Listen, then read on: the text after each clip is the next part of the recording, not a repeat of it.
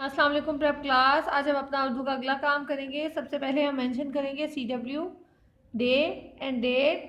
हम आवाज़ अल्फाज बनाएं। दाल ज़बर लाम दिल, सीन पेश नून सुन। हमने इन अल्फाज के हम आवाज़ अल्फाज बनाने हैं।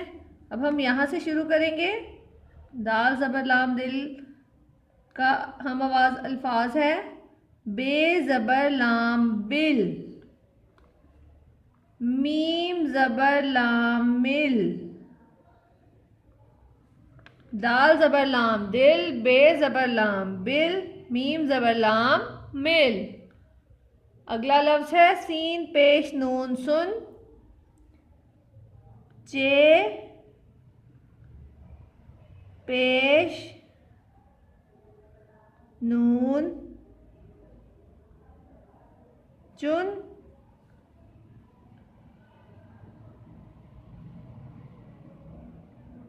पे पेश नून पुन, सुन चुन पुन। सीन पेश नून सुन, चे पेश नून चुन, पे पेश नून पुन। आपने इन अल्फाज की प्रैक्टिस अपनी रफ कॉपीज पर करनी है। ओके प्रेप क्लास, अल्लाह हाफिज़।